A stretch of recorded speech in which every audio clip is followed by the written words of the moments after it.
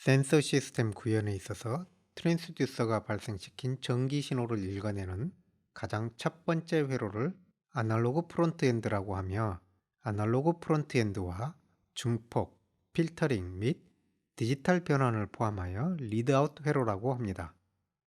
리드아웃 회로는 온도 등과 같은 특정 지점의 환경적 요인이나 리드아웃 회로의 크기, 전력 소모, 발열 등의 이유로 측정 지점에 있는 트랜스듀서와 분리되어야 하는 경우가 많습니다.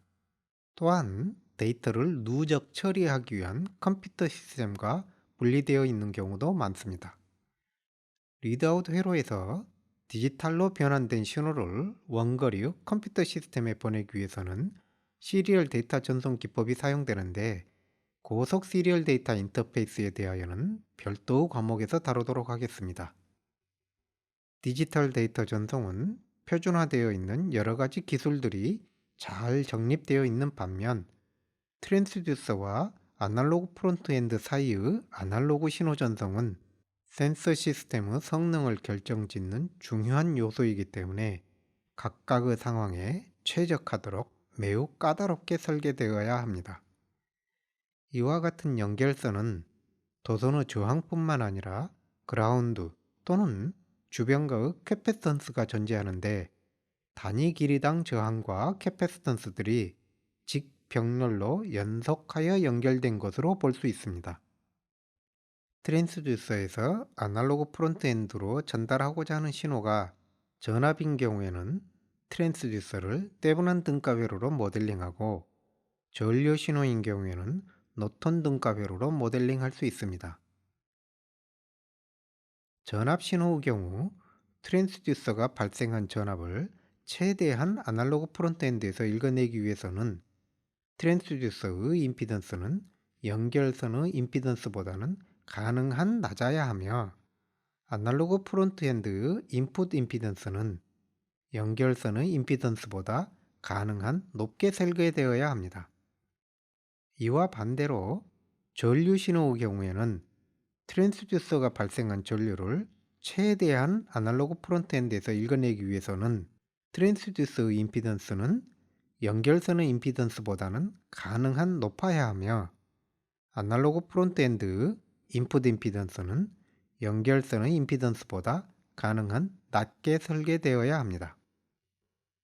트랜스듀서를 정상적으로 동작시키기 위해서 전력을 공급하거나 동작점 설정을 위한 바이어스를 필요로 하는 경우가 많습니다.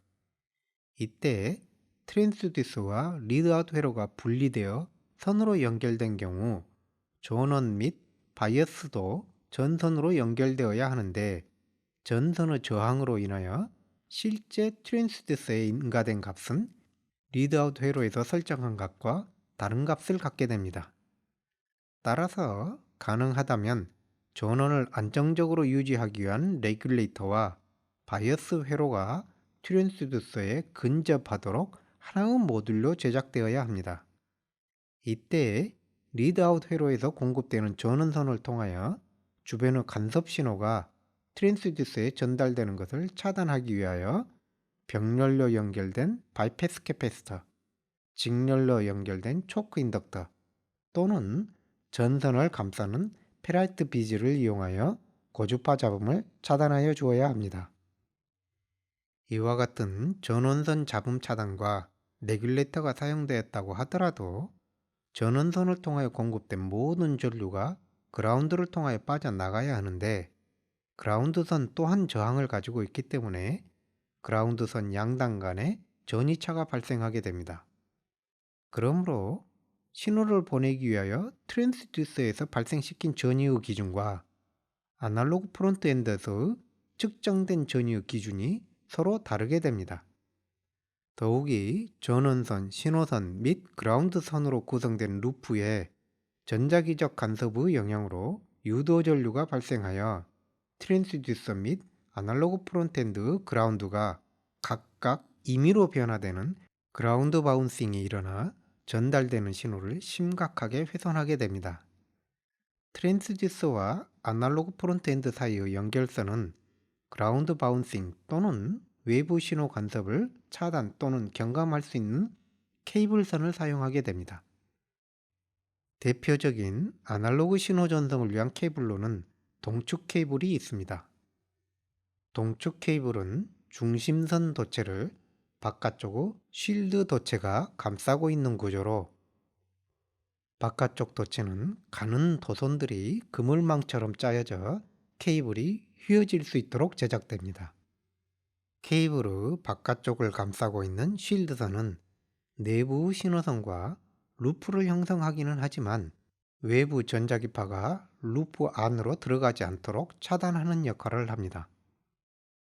또한 그라운드로 연결되는 쉴드선의 단면적이 넓어 저항이 매우 낮기 때문에 그라운드 바운싱이나 간섭을 최소화할 수 있습니다.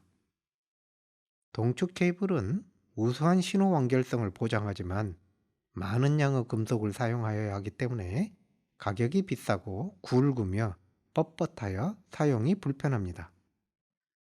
보다 저렴하면서도 효과적으로 외부 간섭을 최소화하기 위한 기법으로 트위스티드 페어가 널리 사용됩니다. 트위스티드 페어는 두 가닥의 전선을 서로 꼬아 놓은 것으로 작은 루프가 연속적으로 나열된 것으로 볼 수 있습니다.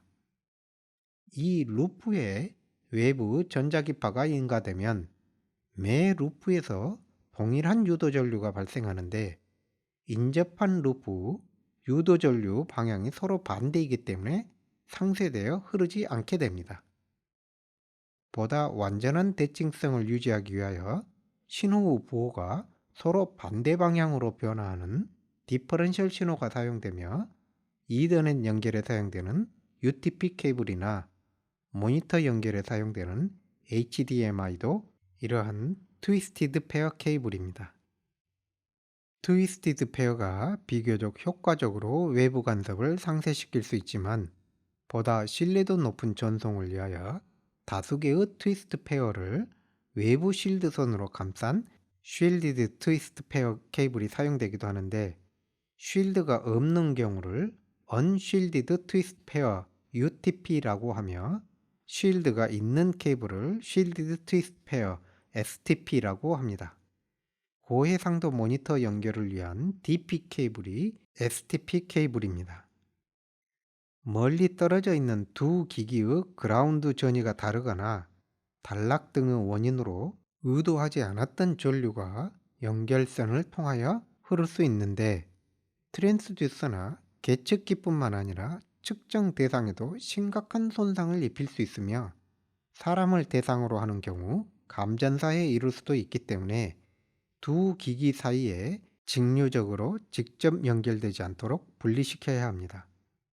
전력이나 신호를 전달하면서도 두 시스템을 직류적으로 분리하기 위한 기법으로 인덕티브 아이솔레이션, 캐패시티브 커플링, 옵티컬 아이솔레이션 기법이 있습니다. 이러한 기법의 공통점은 한쪽 기기에서 생성된 전류는 다른 쪽 기기에 전력이나 신호를 전달하고 전류를 발생시킨 기기로 다시 되돌아와 그라운드로 빠져나가야 한다는 것입니다. 예를 들어 다음과 같이 트랜스포머를 이용하여 트랜스듀서에 전력을 공급하거나 신호를 전달함으로써 두 시스템이 서로 직류적으로 연결되지 않도록 할 수 있습니다. 전류 신호를 보내는 경우 다음과 같이 받아들이는 쪽에 종단 저항을 두어 전류가 흐르게 하고, 다시 되돌아와 신호원 쪽의 그라운드로 흘러나가도록 할 수 있습니다. 이때 종단 저항 양단에 발생한 신호 전압을 커플링 캐패시터를 통하여 읽어냄으로써 직류적으로 아이솔레이션 하면서도 신호를 전달할 수 있습니다. 트랜스포머나 커플링 캐패시터를 이용한 아이솔레이션은 교류 신호에 대하여만 적용할 수 있습니다. 시간에 따라 변화하지 않거나 매우 느리게 변화하는 직류 신호를 전달하면서도 전류 관점에서 직류적으로 아이솔레이션 하기 위해서 다음과 같이 LED와 포토 디텍터가 결합된 옵토 커플러를 사용할 수 있습니다. 다만 인덕티브 커플링과 캐패시티브 커플링은 선형 시스템이지만 옵토 커플러는 비선형성이 크다는 단점이 있지만 크기가 작다는 장점이 있어 널리 사용됩니다.